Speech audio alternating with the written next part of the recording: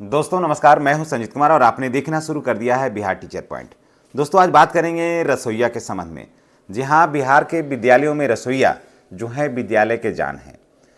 जी हाँ, बच्चों को विधिवत खाना बना करके समय से खिलाने की पूरी जिम्मेवारी जो है इन्हीं रसोइया के हिस्से में है। लेकिन बहुत कम पैसा में मात्र 32-33 रुपया में रसोइया जो है वो खाना बना करके खिलाती है बच्चों को।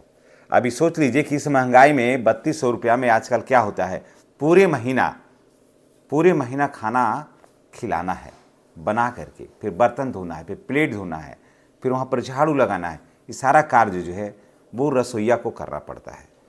और बिहार में लगभग सारे विद्यालयों को अगर जोड़ लिया जाए तो 2 लाख से ऊपर रसोइया कार्यरत हैं। अब आप सोचिए कि 2 लाख ऊपर रसोइया कार्यरत हैं, लेकिन कोई संगठन नहीं होने की वजह से इतने कम पैसा में कार्य करते हैं। कोई इनके दर्द को सुनने वाला नहीं है। लेकिन इसी बीच एक चिट्ठी आई है कि रसोइया से कोई एमडीएम के बाद यानी खाना बनने के बाद कोई भी अतिरिक्त कार्य इनसे नहीं लिया जा सकता है। जी हाँ, देखिए कहीं कहीं ये देखने के लिए मिलता था कि अगर सफाई कर्मी नहीं आते थे या सफाई कर्मी जहाँ नहीं है वहाँ रसोइया ही पूरे विद्यालय की सफाई कर रही है या कर रहे हैं और पूरा विद्यालय का देख रेख कर रहे हैं। तो ये सब कार्यों से अब हो गया है छुटकारा। अब जो रसोइया हैं वो सिर्फ स्कूलों में मध्याह्न भोजन योजना के तहत ही कार्यरत रसोइया और सहायक को अब एमडीएम से जुड़े कार्यों के अलावा कोई भी अतिरिक्त कार्य जो है उनसे नहीं लिया जाएगा। अब वो कोई भी कार्य नहीं करेंगे। हालांकि कहीं कहीं तो रसोइया को थोड़ा ज़्यादा आराम भी हो गया है कि बहुत सारी जगह पायलट प्रोजेक्ट के माध्यम से, जो एनजीओ के माध्यम से खाना बन के आ रहा है, तो वहाँ के रसोइयों को थोड़ा राहत है भी। लेकिन बहुत सारे ऐसी भी जगह हैं अभी जहाँ पर विद्यालय अपने स्तर से ही खाना बनवाता है और उसके बाद बच्चों को परोस रहा है। तो यहाँ पर रसोइयों को तो काफ़ी दिक्कत है।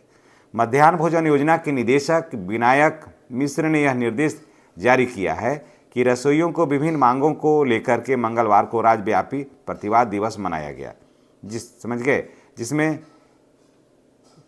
एक्टू के प्रतिनिधियों ने एमडीएम के माध्यम से डीएम के माध्यम से मध्याह्न भोजन योजना समिति के निदेशक को ज्ञापन सौंपा है कि हमसे पढ़ाई के खाना के बाद भी अन्य बहुत सारे कार्य करवाए जाते हैं। तो इसमें निर्देश जारी किया गया है कि अब जो है रसोइया से कोई भी अतिरिक्त कार्य नहीं करवाया जाएगा। लेकिन ये तो हो गया, लेकिन उसमें ये भी लिखा हुआ था कि रसोइया का जो वेतन है, ये तो लिखा हुआ उनमें जो मांग है वो ड्रेस था इसमें, ठीक है, उसके बाद छुट्टी था, इसकी चर्चा नहीं हुई। ये लिखा गया कि रसोइया को से कोई अतिरिक्त कार्य नहीं करवाया जाएगा। ये तो कह दिया कि इनके संगठन के जो लीडर थे उन्होंने मांगा है कि रसोइया को एमडीएम के अतिरिक्त यानी कि मिड डे मील के अतिरिक्त अन्य कार्य नहीं करवाए जाए। लेकिन उसमें यह भी लिखा हुआ था, ये भी एक पॉइंट था, उसमें यह भी लिखा हुआ था कि ड्रेस कोड मिले क्योंकि कपड़े गंदे हो जाते हैं। दूसरा ये भी लिखा हुआ था कि रसोइया का पेमेंट जो है वो कम से कम 15,000 रुपया होना चाहिए। इस पर चर्चा नहीं हुई है। इसमें यह भी लिखा हुआ था कि रसोइया को भी जो महिलाएं हैं उनको विशेषावकाश का लाभ दिया जाए और और रसोइयों को भी 16 दिन का सीएल दिया जाए। ये भी इस पर नहीं है। ये मांग था तो यह नहीं लिखा हुआ है। ये अवश्य निकाल दिया कि इन लोगों को जो है वो मिल जाए, कोई अतिरिक्त कार्य नहीं किया जाए। जबकि उस मांग में, उस पत्र में ये था कि रसोइया को साल में 16 दिन का सीएल हो यानी कि अवकाश मिलना चाहिए। महिला रसोइया को महीना में 2 दिन का विशेष अवकाश मिलना चाहिए, जैसे अन्य शिक्षिकाओं को मिलता है। ये नहीं लिखा हुआ है, ये इस पर आदेश जारी नहीं हुआ। ये भी मांग किया गया था कि रसोइयों को अतिरिक्त मध्याह्न भोजन के बाद अन्य कार्य में नहीं लगाया जाए। ये बात मान लिया गया है, लेकिन ये बात नहीं चर्चा हुई, ना मांगा गया कि उसमें साफ लिखा हुआ था कि रसोइयों को 15,000 रुपया होना चाहिए वेतन। इसकी चर्चा नहीं हुई। सोच लीजिए, इसकी चर्चा नहीं हुई है। लेकिन चलिए, एक ही मांग को माना गया कि रसोइया जो हैं अब विद्यालय के अतिरिक्त अन्य कोई कार्य नहीं करेंगे। सिर्फ ये मांगा गया, बाकी सारी मांग जो है ड्रेस कोड लागू था कि रसोइया को कम से कम साल में 3 बार जो ड्रेस दिया जाए, साड़ी दिया जाए, ताकि सूती का, ताकि वो पहनकर उसमें काम करें, या फिर जो सूट सलवार पहनते हैं उसके लिए मिले राशि, यानी ड्रेस कोड के लिए मांग किया गया था। तो इसकी चर्चा दोस्तों यहाँ पर तो नहीं होगी।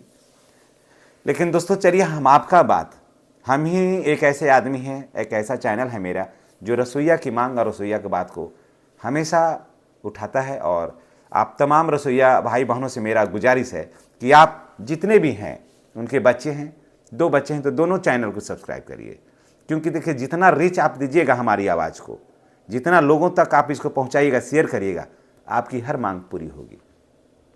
समझ गए? इसलिए आपसे ज़रूरी है, आपसे गुजारिश है कि आप चैनल को हर हाल में सब्सक्राइब करिए और अधिक से अधिक इसे शेयर करिए। धन्यवाद। और आपकी हर मांग पूरी होगी, और एक दिन ऐसा भी आएगा कि आपको किसी भी कीमत पर किसी से कम पैसा भी नहीं मिलेगा। धन्यवाद।